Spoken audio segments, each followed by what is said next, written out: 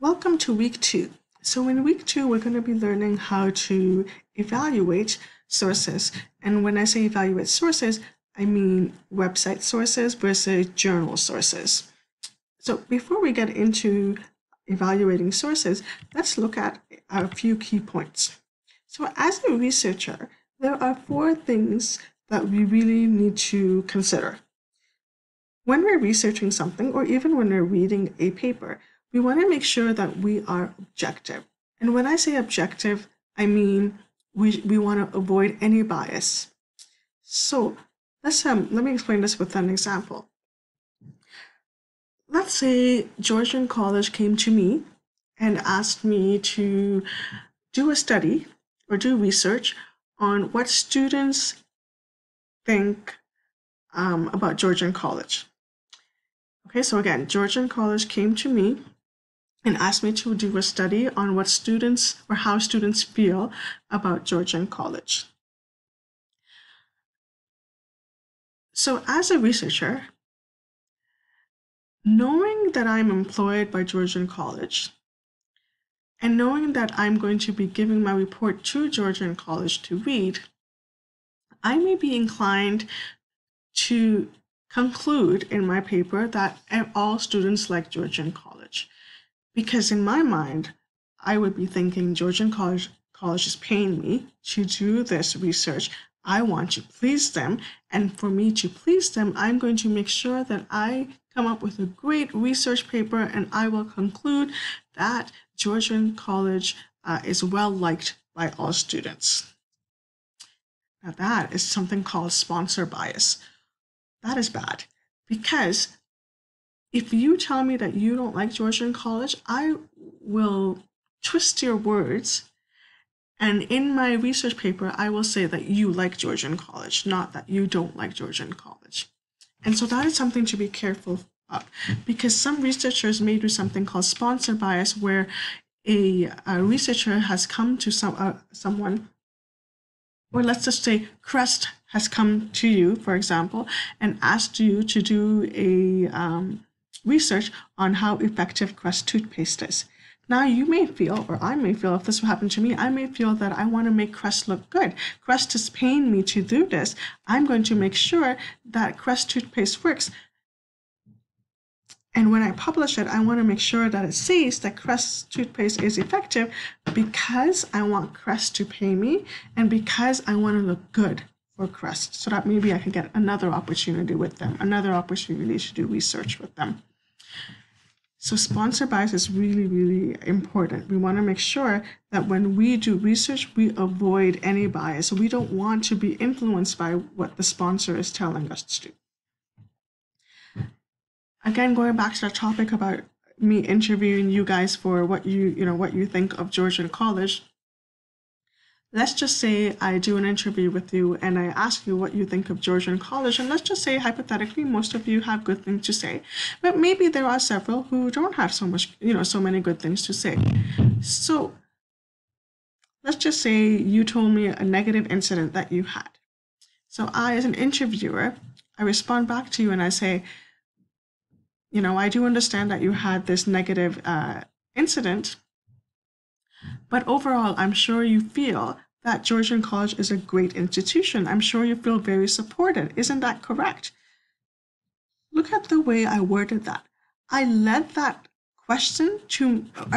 that question to make you answer in a positive light, right? And some researchers are very crafty, and they can twist your words to make you feel as if you're compelled to answer, yes, you do like Georgian College, or yes, Georgian College is supporting you, right? I really hope that you do feel supported in this institution, but I just want to give you an example of how bias can happen, where you may feel that your words are being twisted because the interviewer or the researcher is asking a leading question. This is what we call a leading question, where you're being forced to answer a specific way so that you can please the researcher, right? And so that's bias as well. You want to be as objective as possible. The researcher should be objective as possible, ask very neutral questions, and not ask leading questions where you're forced to answer yes or where you're forced to answer no. It should be very neutral question so that you are encouraged to answer any way you want, whether it be yes or no, and there would be no hard feelings. So be objective, avoid any bias. Aim for empirical verification, and that basically means aim for scientific evidence. Make sure that when you're doing research, if you're a researcher and you're doing research, that all the research that you're looking at that there's scientific evidence. It's all backed up by science. If people just tell you something that, let's just say they might tell you, oh, there's a cure for COVID-19. As a researcher, you shouldn't believe that. You should say, if there is a cure for COVID-19, I want to see the scientific evidence. I don't want to believe anything until you show me the scientific proof. And that's what empirical verification means, that you are being shown proof. And once once you've been shown proof for scientific evidence, then you will believe that yes, there is a cure for COVID-19. So empirical verification means scientific proof. It needs to build on other scientific knowledge. So what that means is anytime you read a literature review, any paper, you've had the chance to read many papers last semester when you did your research paper in stats, and so when you read that paper, you will have noticed that right after the introduction, they do a literature review. The authors would have written a literature review. And in that literature review, what they state is they state all the previous research that they know of and what they concluded. So they're reviewing other articles about the topic. And literature review is basically when you review other articles about your topic and you just kind of summarize it and put it together in the paper. And that is considered building on scientific knowledge, where you have acknowledged that there are other research done on that topic. And now you're going to do a research on a topic different from the original topic. So if you wanted to do research on COVID-19, for example, you may have already found research online about COVID-19. And what you as a researcher would do is you would look at that research, you would summarize that research in your paper, and that summarization is called a literature review, where you're reviewing and critiquing that paper. And then you would build on it. You would add more information. You would add a different side, right, to the research. And that's what a researcher should do. So a researcher should avoid bias, should make sure that there's scientific evidence to prove their point, and should build on other scientific knowledge. So it should build on whatever other knowledge was presented on COVID-19. You're gonna build on that. And then you also need to communicate all your research clearly and honestly. Everything should be documented. Even data that you do not want to document, even data that may not support your claim, we still need to document it. Okay, it has to be as transparent. There's nothing that we should be hiding from our research. So those are the 4 basic values of a researcher. A good researcher is objective. A good researcher looks at scientific evidence. A good researcher builds on other scientific knowledge, and a good researcher communicates the research very clearly and honestly. They don't hide anything. So the next question you should ask yourself is, are you skeptic or cynic? And the way to think about this is, if you remember when you were really young, and at that time, maybe, you were told that Santa Claus is real, right? And you believed in Santa Claus religiously. You were excited, to get up in the morning, see your presents, and you knew it was Santa Claus that had come to deliver those presents.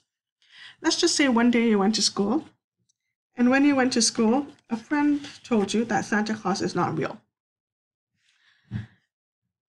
When that friend told you that Santa Claus is not real, immediately you may not believe her. You may be cynical, where you would say, I don't believe you. Of course Santa Claus is real. I don't believe you. If you are cynical, it means that no matter what your friend tells you, let's say your friend tells you I know Santa Claus is not real. I've seen my mom put the gifts out. I've seen my mom drink milk and cookies and eat the cookies. It's not Santa Claus, it's your parents that's eating the cookies, that's drinking the milk, that's putting out the gifts.